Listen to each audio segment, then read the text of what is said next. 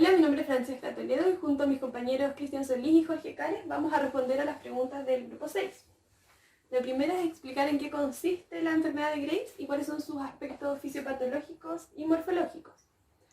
La enfermedad de Graves es la causa más frecuente de hipertiroidismo endógeno y se le denominó así en honor a Robert Graves, un médico irlandés, que fue el primero en describir este tipo de hipertiroidismo hace aproximadamente 150 años.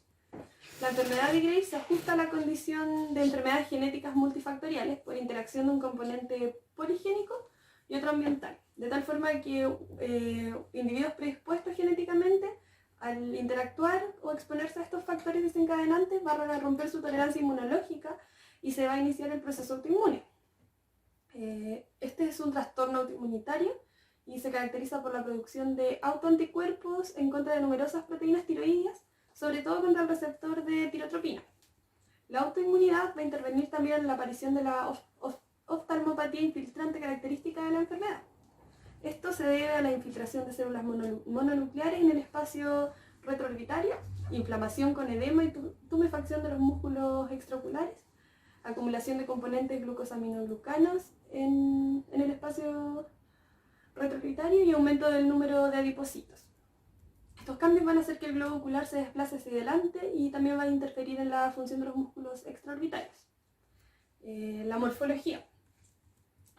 La glándula tiroides suele presentar un aumento por hipertrofia e hiperplasia de las células epiteliales foliculares.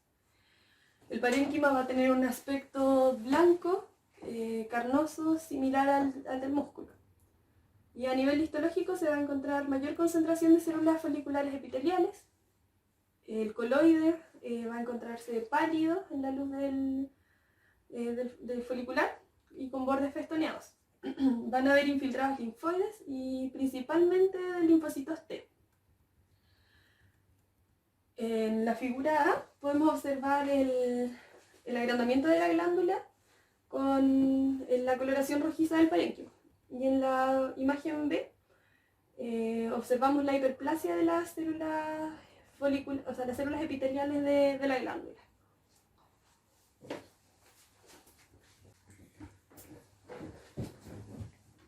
Bueno, la segunda pregunta a responder dentro de nuestro cuestionario es explicar las características patológicas generales y la morfología de los melanomas. Bueno, el melanoma es el cáncer cutáneo más mortal y está ligado fuertemente a las mutaciones que se van a adquirir debido a la exposición de la radiación UV de la luz solar. Es una neoplasia relativamente frecuente que puede curarse y tratarse si es que se detecta en sus primeras fases. La mayoría de los melanomas va a surgir en la piel, aunque igual se ha demostrado que se puede encontrar en otras superficies, como por ejemplo en la mucosa oral y anogenital, en el esófago, en las meninges y en la uvea en el ojo. Bueno, las características patológicas generales, la mayoría de los melanomas son esporádicos y se relacionan principalmente con el daño que va a producir la radiación UV secundaria a la exposición del sol.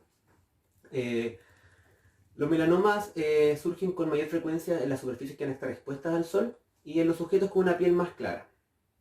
Algunos estudios indican que si hay una quemadura intensa, periódica, al principio de la vida, va a ser un factor súper importante para la presentación de este melanoma. Además, dado que los melanomas de repente se producen en sujetos de piel oscura y en lugares que no están expuestos al sol, se puede determinar que la luz solar no siempre va a ser un factor predisponente para esto. Van a haber otros factores ambientales que también pueden contribuir al riesgo. El impulsor o generador más frecuente de las mutaciones en el melanoma va a afectar el control del ciclo celular, a las vías que van a favorecer el crecimiento y a la telomerasa. Dentro de las mutaciones más frecuentes podemos encontrar a las mutaciones que afectan a los genes del control del ciclo celular, el gen CDK N2A, el cual está mutado aproximadamente en el 40% de los casos, y el CDK es un locus un locus complejo que va a promover el crecimiento, va a codificar 3 supresores de tumores diferentes, dentro de los cuales el más importante va a ser el PI6, INK4, IN4K, que va a estar directamente relacionado con el melanoma humano. Otras mutaciones que tenemos va a ser las mutaciones que van a activar la vía de transmisión de señales. Hay un grupo fuerte de lesiones moleculares en el que el melanoma conduce a aumentos aberrantes en la producción de señales RAS. y esto va a promover que haya mayor crecimiento y la supervivencia de estas células mutadas. Otra de las mutaciones que podemos encontrar van a ser las mutaciones que van a activar a la telomerasa. Como ya sabemos, la reactivación de las telomerasas va a generar que se conserven los telómeros y va a proteger a las células de la senescencia, que es importante en el cáncer. Dentro de los aspectos morfológicos que podemos presentar en un melanoma, tenemos que los melanomas van a mostrar variaciones llamativas en el color, con la aparición de matices negros, marrones, rojos, azules y grises. En algunas ocasiones también se pueden encontrar zonas de hipopigmentación blanca. Los bordes de los melanomas son irregulares y a menudo están mellados. La probabilidad de metástasis de estas lesiones se va a correlacionar con la profundidad de la invasión, que por un acuerdo es la distancia desde la capa granulosa superficial de la epidermis hasta las células mismas. Otras características histológicas que se correlacionan con el pronóstico incluyen el número de mitosis y la presencia de úlceras. Las células del melanoma son habitualmente considerablemente mayores que las de los melanocitos normales. Tienen muchos núcleos con contornos irregulares, cromatina, que se agrupa de forma característica en la periferia de la membrana, y algunos nucleolos rojos, como podemos ver en las imágenes de acá. Ahí podemos ver algunos nucleolos rojos.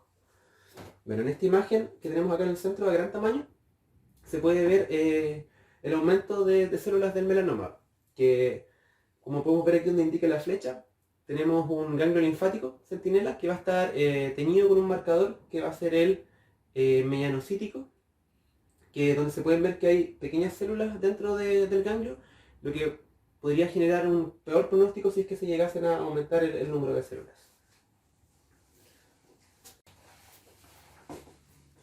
Bueno, la tercera pregunta es: ¿en qué consisten las enfermedades provocadas por priones en el sistema nervioso central? Bueno, los priones son formas anómalas de proteínas celulares que provocan unos trastornos neurodegenerativos rápidamente progresivos, que pueden ser esporádicos, familiares o transmitidos. Morfológicamente todas se caracterizan por un cambio espongiforme, causado por la presencia de vacuolas intracelulares en la neurona y la glía, y clínicamente provocan demencia rápida progresiva. Este grupo de procesos incluye la enfermedad de Creutzfeldt-Jakob y el insomnio familiar letal. Bueno, la primera enfermedad, la enfermedad de Creutzfeldt-Jakob o SJ, es la más frecuente entre las enfermedades priónicas. Esta es un proceso poco frecuente que cursa clínicamente con una demencia rápida y progresiva. La incidencia anual de la forma esporádica de la enfermedad es 1 por millón de habitantes y representa aproximadamente el 90% de los casos. La forma familiar se debe a mutaciones del gen PRNP. La incidencia máxima de este proceso ocurre en la séptima década de edad de vida.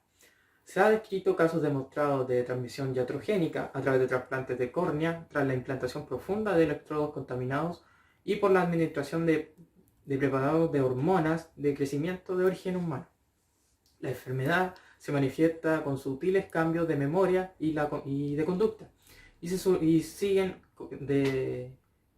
que sigue de una demencia rápidamente progresiva, que a menudo se asocia a contracciones musculares involuntarias, a la estimulación súbita.